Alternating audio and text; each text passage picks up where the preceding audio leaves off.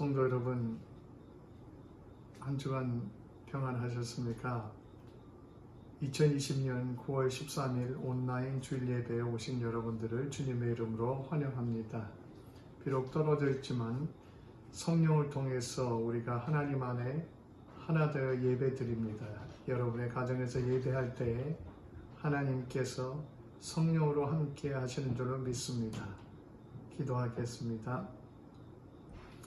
사랑의 하나님, 오늘도 살아계셔서 은혜로 우리를 대하시고 돌보심을 감사드립니다. 주님의 은혜와 사랑을 의지해서 주님께 나아옵니다. 우리의 심령과 형편을 잘 아시는 주님, 우리 모두에게 하나님의 은혜로 함께하여 주시옵소서. 주님, 우리가 떨어져서 예배드리는 비대면의 시간이 길어지고 있습니다. 주님, 간섭하여 주시옵소서. 이 땅을 긍휼히 여겨 주시옵소서. 갈릴리 바다를 걸으시고 풍랑을 잠잠케 하신 주님, 이 팬데믹의 풍랑을 잠잠케 하여 주시옵소서. 그래 속히 우리가 자유롭게 만나서 예배하고 자유롭게 교제할 수 있는 시간이 속히 오게 하여 주시옵소서. 주님, 우리 이 풍랑 속에서 우리 모두를 보호하여 주시고 이 어려운 시기에 저희가 믿음의 굳건히 서서 하나님을 의지하며 하루하루를 승리하며 살아갈 수 있도록 인도하여 주시옵소서. 주님, 고통당하는 이들을 불쌍히 여겨 주시옵소서. 그들의 가족을 위로하여 주시옵소서. 우리 이 팬데믹으로 고통당하는 분들을 치료하고 있는 의료인들을 함께하여 주시옵소서. 또 백신을 개발하기 위해서 애쓰고 있는 개발자들의 손길을 하나님 함께하여 주시옵소서. 경제적으로 어려운 분들이 많이 있습니다. 하나님 긍휼히 여겨 주시옵소서. 이 세상이 속히 정상화되도록 간섭하여 주시옵소서.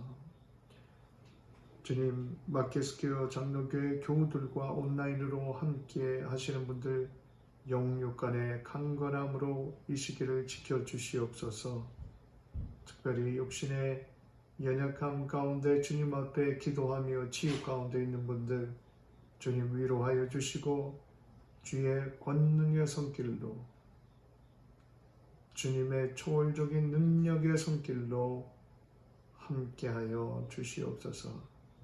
이제 말씀을 전하고 들을 때 주의 성령께서 함께하셔서 하나님의 은혜를 깨닫는 시간이 되게 하여 주시옵소서. 예수님 이름으로 기도드립니다. 아멘.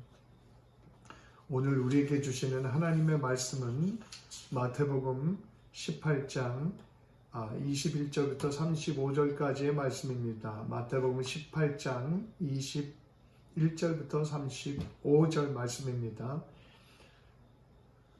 그때 베드로가 나와 이르되 주여, 형제가 내게 죄를 범하면 몇 번이나 용서하여 주리까? 7번까지 하오리까? 예수께서 이르시되 내게 이르노니 7번뿐만 아니라 7번을 70번까지라도 할지니라.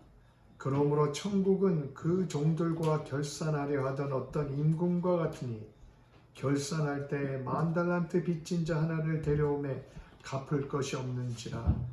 주인이 명하여 그 몸과 아내와 자식들과 모든 소유를 다 팔아 갚게 하라 하니 그 종이 엎드려 절하며 이르되 내게 참으소서 다 갚으리라 하거늘 그 종의 주인이 불쌍히 여겨 놓아 보내며 그 빚을 탕감하여 주었더니 그 종이 나가서 자기에게 100데나리온 빚진 동료 한 사람을 만나 붙들어 목을 잡고 이르되 빚을 갚으라 하매 그 동료가 엎드려 간구하여 이르되 나에게 참아주소서 갚으리이다 하매 허락하지 아니하고 이에 가서 그가 빚을 갚도록 옥에 가두거늘 그 동료들이 그것을 보고 몹시 딱하게 여겨 주인에게 가서 이 일을 다 알리니 이에 주인이 그를 불러다 말하되 악한 종아, 내가 빌기에 내가 내 빚을 전부 탕감하여 줬거늘 내가 너를 불쌍히 여김과 같이 너도 내 동료를 불쌍히 여김이 마땅하지 아니하냐 하고 주인이 노하여 그 빚을 다 갚도록 그를 옥졸에게 넘기니라. 너희가 각각 마음으로부터 형제를 용서하지 아니하면 나의 하늘 아버지께서도 너희에게 이와 같이 하시리라. 이는 살아계신 하나님의 말씀입니다. 카르마라는 말을 많이 들어보셨을 것입니다. 이 단어가 익숙하지 않다면 업보라는 말을 많이 들어보셨을 것입니다. 카르마라는 말은 산스크리트어를 번역한 말이 불교 용어 업보입니다. 한국 사람들은 이 불교 용어인 이 업보를 일상생활에서도 많이 듣고 씁니다. 카르마는 행위, 액션이라는 뜻입니다. 힌두교와 불교는 철저하게 이 카르마 사상에 기초하고 있습니다. 불교에서는 자기가 지은 업, 즉 행위에는 반드시 그에 걸맞는 보응이 있다고 믿습니다. 이것을 업보, 즉 카르마라고 하는 것입니다. 불교는 사람이 선한 업을 쌓으면 더 좋은 삶을 살게 되고 악한 업을 쌓으면 나쁜 삶을 앞으로 살게 된다고 가르칩니다. 결국 카르마는 자기가 지금 한 행동과 생각이 자기에게 미래에 돌아오게 된다는 것입니다. 지금 내가 겪고 있는 일들도 결국 내가 쌓아놓은 카르마, 즉 업의 결과라는 주장입니다. 문제는 착한 사람이 어려움을 겪을 때 해석이 안 됩니다. 그래서 그걸 논리적으로 이해하려고 하다 보니까 전생을 생각해야 합니다. 그래서 힌두교는 현재의 고난이 전생의 업보라고 그렇게 가르칩니다. 이런 카르마, 업보 사상이 2000년 이상 힌두교 사상을 지배해 왔습니다.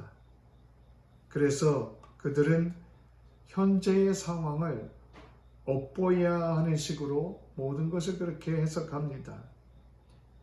카르마 사상 때문에 타인의 고통을 보아도 그것은 그냥 저들의 전생의 업보 때문이야, 이렇게 바라보기 십상입니다. 그렇게 현재도 2억 명의 인도인들이 달리트, 영어로 untouchable, 한국말로 불가촉 천민, 내 지위를 받아들이고 살아갑니다. 불과 1세대 전만 해도 이 불가촉 천민은 그림자만 닿아도 오염된다고 여겨졌습니다. 그래서 다른 사람들 근처에 갈 때는 피하세요, 내가 갑니다, 알리기 위해서 종을 울렸습니다. 그렇지 않으면 달리트가 아닌 사람들에게 큰 피해를 당하기 때문입니다. 공식적으로 인도의 카스트 제도가 폐지되었지만 실질적으로 아직 이 달리트들의 삶은 참으로 비참하고 공공합니다. 문제는 사람들이 카르마 사상 때문에 달리트의 고통의 삶을 당연한 것으로 본다는 것입니다. 달리트, 이 불가촉 천민들 자신들조차도 자신의 운명을 전생의 업보로 받아들이고 살아가고 있다는 이 안타까움입니다. 인도는 1950년에 헌법을 통해서 달리트 차별을 폐지했습니다. 그러나 실제로 인도 사회에서 이들은 여전히 차별받고 무시를 받으며 비참한 삶을 살아갑니다. 많은 이 불가촉 천민들이 허름한 방 하나에 온 가족이 모여서 살아가며 가장 사회의 밑바닥에 일을 하며 살아갑니다. 힌두교인들이 이 전생의 쌓인 카르마를 믿고 살아갑니다. 전생 사상은 내가 예전에 생을 살았는데 인간이든 동물이든 어떤 존재로 살았다는 것입니다. 그리고 지금도 이 생을 어떻게 사느냐에 따라서 내가 다음 생에서 태어날 때 그 생이 이 생에 내가 어떻게 했느냐에 따라서 결정된다는 것입니다. 이 생에서 남을 돕고 친절하고 바르게 살면 더 나은 삶을 살게 된다는 것입니다. 그러나 이기적인 삶을 살게 되면 덜 즐거운 삶, 못한 삶을 살게 된다는 것입니다. 불교도 현재 나의 삶의 모습이 전생의 업에 의한 결과라고 봅니다. 만일 착하고 열심히 사는데 삶이 고달픕니다. 그러면 그것은 전생의 업 때문이라고 봅니다. 그래서 착한 일을 통해서, 즉 착한 일을 많이 해서 적선을 통해서 전생의 업보를 소멸시켜야 된다, 이렇게 믿고 가르칩니다. 그렇지 않으면 현재보다 더 못한 존재, 짐승이나 미물로 태어날 수도 있다, 이렇게 믿습니다. 그러나 성경은 전생이나 윤회 사상, 즉 다시 태어난다는 이런 사상에 대해서 가르치지 않습니다. 성경에는 그런 가르침이 없습니다. 그러므로 업보 카르마 사상도 지지하지 않습니다. 히브리서 9장 27절에는 한 번 죽는 것은 사람에게 정하여진 것이요 그 후에는 심판이 있으리라, 이렇게 말씀합니다. 인간은 한 번만 태어나고 죽는 것입니다. 인간에게 전생이 있는 것이 아니고 윤회가 있는 것이 아닙니다. 한 번 태어나고 한 번 죽은 후에 심판이 모든 사람에게 있습니다. 이 카르마, 즉 업보라는 이 사상의 바탕에는 인간의 구원은 인간의 노력으로 이루어진다는 생각이 있습니다. 불교에서는 인간의 노력으로 카르마를 벗고 해탈 또는 니르바, 열반에 도달하는 게 목표입니다. 몇 번을 태어나기를 반복하면서 해탈에 이른다는 것이죠. 그런데 기독교인들 중에서도 의외로 업보를 믿고 사는 사람들이 있습니다.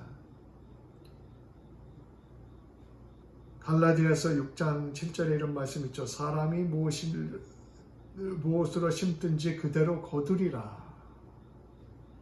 이런 말씀을 업보를 정도하는 말씀으로 잘못 이해합니다.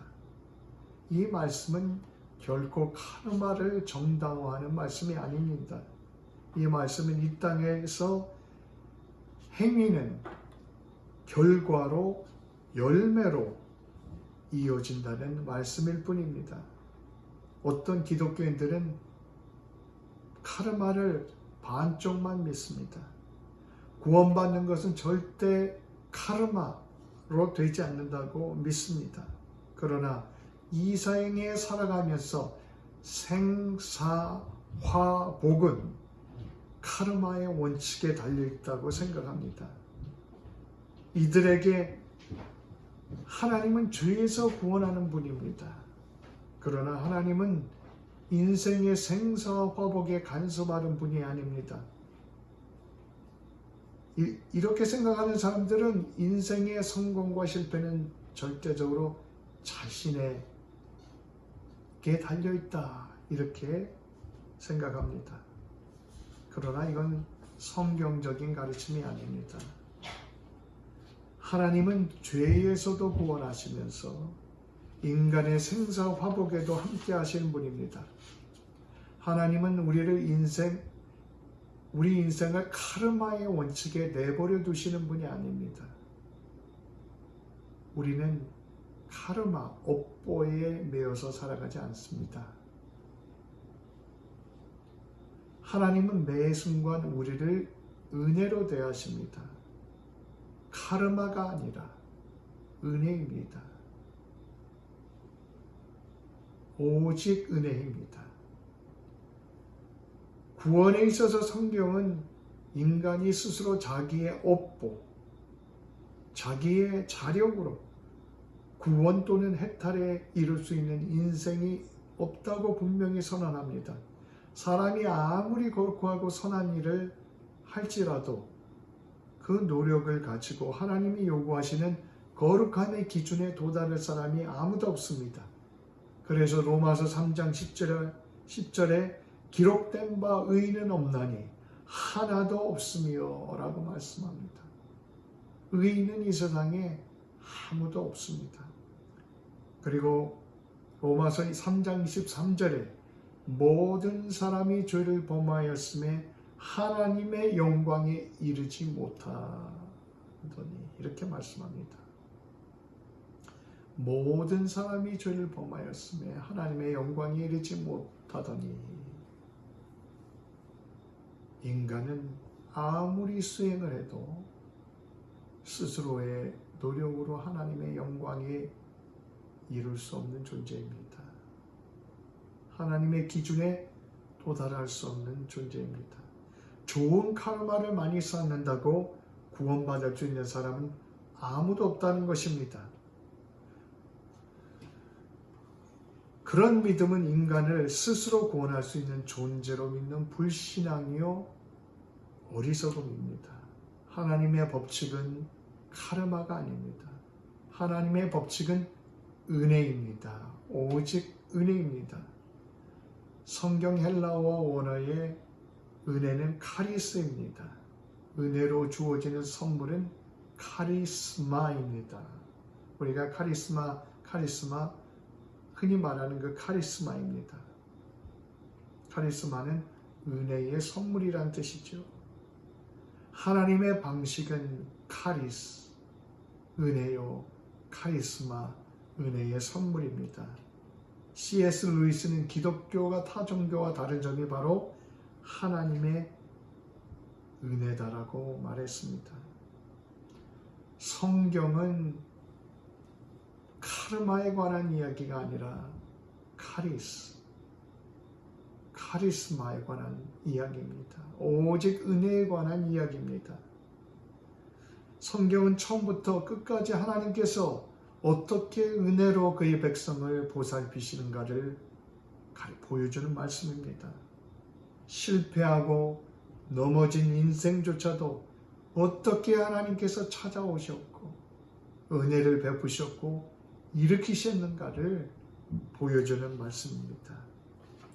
그 은혜의 절정이 예수님입니다. 하나님을 믿지 않는 사람들은 카르마, 업보에 의해서 세상을 볼 수밖에 없습니다.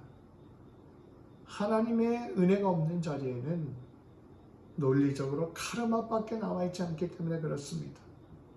그러나 하나님께서는 우리를 카르마의 세계 속에 남겨두시지 않습니다. 구원받은 그의 백성들은 카리스와 카리스마, 은혜의 세계로 옮김을 받았습니다. 주님을 통해서 우리는 은혜의 세계로 들어왔습니다. 더 이상 업보, 인과응보, 이런 원칙이 우리를 지배하지 않습니다. 오직 은혜의 원칙이 우리를 지배하고 붙잡고 있습니다. 그러므로 우리가 업보, 전생 이런 허상에 빠져서는 안 됩니다. 마귀는 내 업보야, 인과응보야, 내 업보니 내가 벌을 받아야 해, 이렇게 정죄를 합니다. 그러나 하나님께서는 십자가를 통해서 하나님의 은혜를 바라보라고 합니다. 나의 형편이 어떠하든 나의 상황이 어떠하든 하나님의 은혜로 지금도 우리를 붙잡고 계십니다. 인간이 카르마로 구원받는다면 예수 그리스도가 이 땅에 오실 이유가 없습니다. 십자가를 지실 이유도 없습니다. 성경은 오직 은혜가 있기에 구원받는다는 사실을 가르쳐 줍니다. 하나님 은혜의 절정은 예수 그리스도를 땅에 보내주신 일이요, 예수님께서 우리를 위해서 십자가를 지신 일입니다. 그래서 에베소서 2장에 이렇게 말씀합니다. 너희는 그 은혜에 의하여 믿음으로 말미암아 구원을 받았으니 이것은 너희에게서 난 것이 아니요 하나님의 선물이라. 하나님의 선물이라. 행위에서 난 것이 아니니 이는 누구든지 자랑하지 못하게 함이라. 카르마가 아니라 업보가 아니라 은혜입니다. 오직 은혜입니다. 이것이 하나님은 우리를 대하는 방식입니다. 우리는 업보의 지배를 받지 않습니다. 카르마 업보는 정죄합니다. 그것은 내 업 때문이야, 인과응보야 라고 정죄합니다. 내가 뿌렸기 때문에 이렇게 거두는 것이라고 정죄합니다. 그러나 은혜는 용서입니다. 내가 그렇게 뿌렸지만 내가 용서한다. 이것이 은혜입니다. 하나님은 정죄하는 분이 아니요 용서하시는 분이요 은혜를 베푸시는 분입니다. 은혜로 구원하시고 은혜로 매일매일 우리의 삶을 살피십니다. 어려움을 당할 때 마귀는 내 업보야 라고 정죄하며 우리에게 의심을 심어줍니다. 그러나 하나님께서는 이 어려움 가운데서도 내가 너와 함께 한다고 말씀하십니다. 오늘 마태복음 본문은 지난 주일 징계에 관한 말씀과 관련해서도 잠시 말씀드렸습니다. 징계는 사랑에 기초해야만 하고 징계는 용서로 이어져야만 한다고 말씀드렸습니다. 이것이 하나님께서 우리를 대하시는 방식입니다. 우리를 향한 하나님의 징계보다 하나님의 은혜가 더욱더 커다랍니다. 징계보다 하나님의 은혜가 크십니다. 본문 비유의 가르침은 베드로의 질문에 대한 답변으로 주어졌습니다. 베드로가 주님께 질문합니다. 주님, 형제가 나에게 죄를 지었을 때 몇 번이나 용서를 해줍니까? 7번까지 용서할까요? 그러자 주님은 70번씩 7번까지라도 용서하라고 말씀하셨습니다. 한없이 용서하라는 말씀입니다. 용서를 통해 은혜로 다른 사람을 대하라는 것입니다. 이 말씀을 하시는 예수님께서는 1만 달란트 탕감해주는 임금의 이야기를 비유로 말씀하셨습니다. 본문 비유의 말씀이 이렇습니다. 어떤 종이 결산할 때가 되어 임금 앞에 섰습니다. 그런데 이 종이 임금의 돈을 어떻게 했는지 임금에게 갚아야 할 돈이 1만 달란트나 됩니다. 1만 달란트는 종이 아무리 해도 갚을 수 없는 그 액수를 말합니다. 1데나리온이 노동자 하루의 일당입니다. 6천 데나리온이 1달란트입니다. 그러므로 1만 달란트는 6천만 데나리온을 말합니다. 노동자 일당을 요즘 돈으로 하루 100불씩만 쳐도 1달란트는 오늘날 돈으로 60만 불이요. 여기다 1만 배를 곱하면 6 빌리언 달러, 60억 달러가 됩니다. 그러니 1만 달란트는 이 종이 전혀 갚을 수 없는 그 빚을 말하고 있는 것입니다. 옛날에는 빚을 못 갚으면 재산뿐만 아니라 아내, 자식까지 다 팔아서 그들이 종이 되었습니다.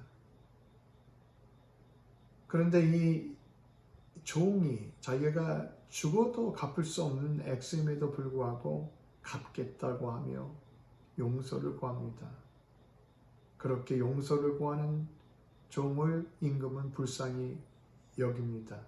그리고 그를 용서해주고 그 빚을 없던 것으로 해줍니다.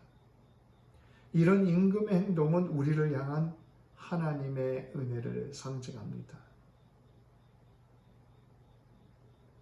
1만 달란트보다도 더 큰 갚을 수 없는 인간의 죄악을 불쌍히 여기셔서 용서해 주시고 탕감해 주시는 하나님의 은혜입니다. 본문의 1만 달란트 빚진 종은 어떤 특정한 사람을 말하는 것이 아닙니다. 1만 달란트 탕감받는 사람은 사실 모든 인생을 대표하는 사람입니다. 성경은 모든 사람이 죄를 범하매 라고 분명히 말씀합니다. 하나님의 기준으로 볼 때 모든 인생은 하나님 앞에 1만 달란트 빚진 종과 같습니다. 하나님 앞에 인간의 죄는 갚을 수 없는 것입니다. 모든 인간은 1만 달란트보다 더 큰 빚을 하나님 앞에 지었고 그 빚을 갚을 가능성은 전혀 없습니다. 그런 점에서 바울은 율법의 행위로 그의 앞에 의롭다함을 얻을 육체가 없다고 로마서 3장에 말씀합니다. 선한 업을 많이 쌓는다고 해서 구원에 이를 수가 없습니다. 카르마에 맡겨두면 인간은 구원에 소망이 없습니다. 하나님께서는 은혜를 택하셨습니다.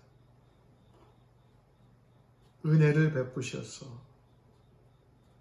자비를 베푸셔서 예수 그리스도를 이 땅에 보내주셨습니다. 그래서 구원은 긍휼의 하나님이 은혜로 우리에게 주신 선물입니다. 임금은 두려워 떨고 있는 종을 불쌍히 여깁니다. 그리고 부채를 탕감해주고 그 종을 가족의 품으로 돌려보냅니다. 조건 없이 용서하고 탕감해 주시는 것, 이것이 하나님의 은혜입니다.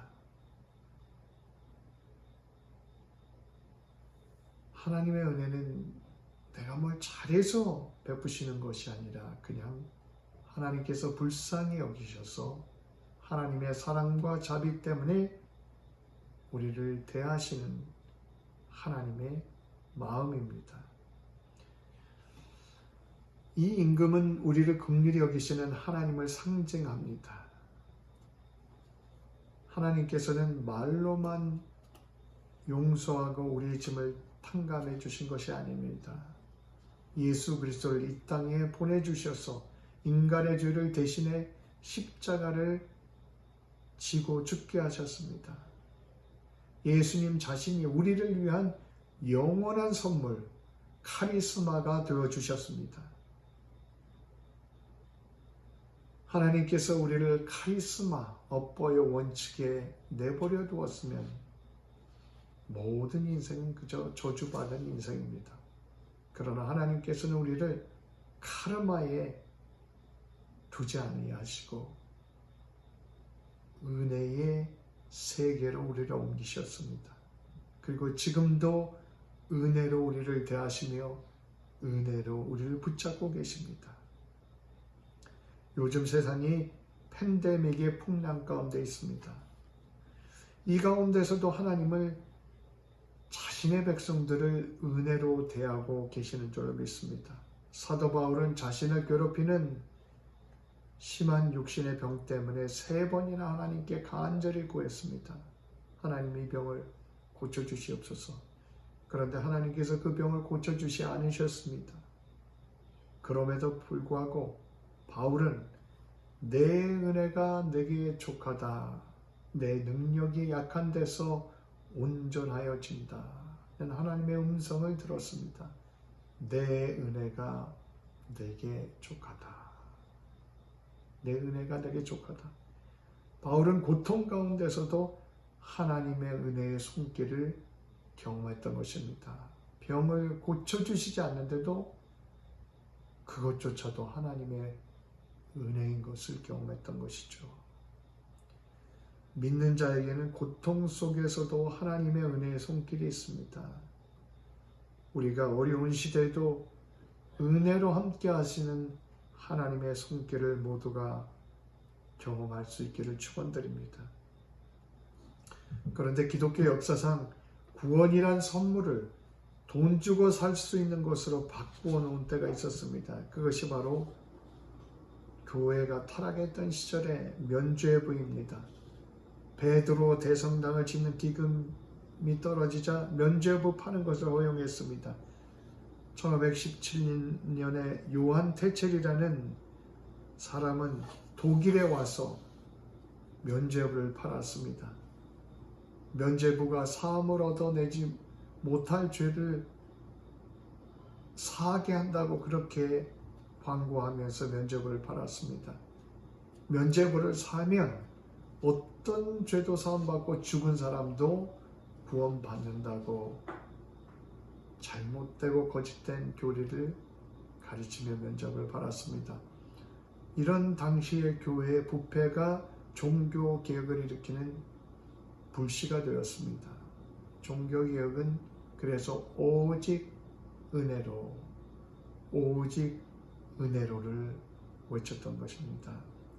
갈라디아서 2장에는 이렇게 말씀합니다. 사람이 의롭게 되는 것은 율법의 행위에서 난 것이 아니요 오직 예수 그리스도를 믿음으로 말미암는 줄 아는 거로 우리도 그리스도 예수를 믿나니 이는 우리가 율법의 행위에서 아니고 그리스도를 믿음으로써 의롭다함을 얻으려 함이라.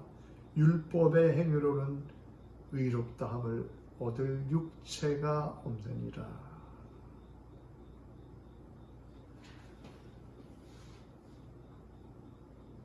선업을 쌓는다고 구원받을 인생은 이 땅에 아무도 없습니다. 그러므로 구원이 은혜임을 깨달은 사람은 다른 사람들을 은혜로 대해야 합니다. 은혜를 깨달은 사람은 다른 사람들을 은혜로 대하며 살아가야 합니다. 은혜는 구체적으로 용서를 통해서 나타납니다. 하나님께서 우리를 용서하셨기에 다른 사람들을 용서하는 삶을 살아갑니다. 본문에 용서받은 종은 임금 앞에서 나가자마자 자기에게 빚진 동료 관리를 만납니다. 그 액수가 100데나리온입니다. 임금에게 용서받은 그 액수의 60만 분의 1입니다. 그런데 이 종은 빚진 동관의 목을 붙잡고 돈을 내놓으라고 조릅니다. 조금만 참아주면 갚겠다며 간청하는 동료 관리를 옥에 가둡니다. 자기는 하나님의 은혜로 용서함을 받았는데 자기 동료 관리에게는 냉정하고 인색한 사람이었던 것입니다. 하나님께 카르마가 아니라 은혜의 선물을 받았습니다. 그러나 자기 동료에게는 카르마의 원칙으로만 대했습니다. 내가 잘못했으니 그 대가를 치르라는 태도입니다. 사실 이 종뿐만이 아닙니다. 우리가 하나님의 은혜를 망각할 때 나에 대해서는 은혜, 남에 대해서는 업보의 이중적인 시각으로 대하기가 쉽습니다. 자신을 위해서는 하나님의 무한한 은혜를 기대하면서도 타인에 대해서는 냉정하고 인색해지기가 쉽습니다. 이 종의 이런 태도에 대한 소식이 임금의 귀에 들어갔습니다. 임금이 이렇게 자비가 없는 은혜를 모르는 종에 대해서 분개를 했습니다. 그래서 이 종을 불러서 말합니다. 악한 종아, 내가 빌기에 내 빛을 전부 탕감해 주었거늘 내가 너를 불쌍히 여김과 같이 너도 내 동료를 불쌍히 여김이 마땅하지 않냐. 내가 너를 불쌍히 여김과 같이 너도 내 동료를 불쌍히 여김이 마땅하지 않냐. 그러면서 임금은 노하여 그 빚 1만 달란트를 갚도록 이 종을 옥에 가둡니다. 그러면서 이 비유의 마지막에 예수님께서 이런 말씀을 하십니다. 너희가 각자 마음으로 형제를 용서하지 아니하면 나의 하늘 아버지께서도 너희에게 이와 같이 하시리라. 너희가 각자 마음으로 형제를 용서하지 아니하면 하늘 아버지께서도 너희에게 이와 같이 하시리라. 우리가 사실 우리 형제 자매의 잘못을 많이 용서해 준다 해도 우리 죄를 용서해 주신 은혜에 비하면 60만 분의 1도 못 미칩니다. 야고보서 2장에도 긍휼을 행하지 아니하는 자에게는 긍휼이 없는 심판이 있으리라 긍휼은 심판을 이기고 자랑하느니라고 말씀합니다. 내가 너를 불쌍히 여김같이 불쌍히 여김이 마땅하지 아니하냐. 은혜를 받았으니 은혜를 베풀며 살라는 말씀입니다. 카르마가 아니라 은혜입니다. 하나님은 카르마의 원칙 속에 떨어져 저주의 삶을 살 수밖에 없는 인생을 은혜 가운데 부르셨습니다. 그리고 은혜로 우리의 죄를 용서하시고 지금도 은혜로 우리의 삶을 돌보고 계십니다. 우리의 상황이 어떠하든지 형편이 어떠하든지 은혜로 우리를 대하고 계신 주님의 손길을 믿고 바라보실 수 있기를 바랍니다. 그리고 우리도 은혜의 심령으로 세상을 향하기를, 타인을 향하기를 하나님께서 기대하고 계십니다. 카르마가 아니라 오직 은혜입니다. 기도하겠습니다. 사랑의 하나님, 주님의 은혜로 말미암아 우리가 구원을 얻고 영생의 소망 가운데 살아갑니다. 우리를 카르마의 원리 속에 내버려 두지 아니하시고 오늘도 은혜로 우리를 대하시며 은혜로 우리를 살피심을 감사드립니다. 어려운 시기이지만 이 시기에 하나님의 은혜의 손길을 더 깊이 경험하며 살도록 은혜의 은혜를 더하여 주시옵소서. 우리가 은혜로 구원받았으면서도 이 악한 종처럼 다른 이들을 은혜로 대하지 못하며 용서하지 못하며 살았던 때가 있었습니까? 하나님 용서하여 주시옵소서. 은혜로 타인을 대하며 은혜로 세상을 향해 나아가며 하나님의 은혜를 나누고 전파하며 살아가는 우리의 인생이 되도록 함께하여 주시옵소서. 예수님 이름으로 기도드립니다. 아멘.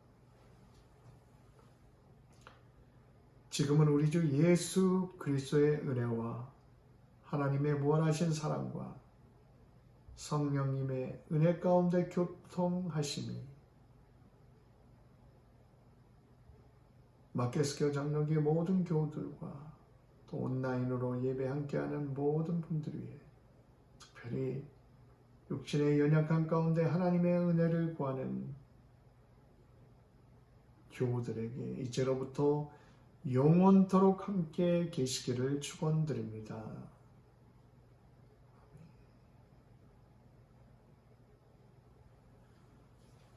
감사합니다. 한 주간 평안하시고 승리하십시오.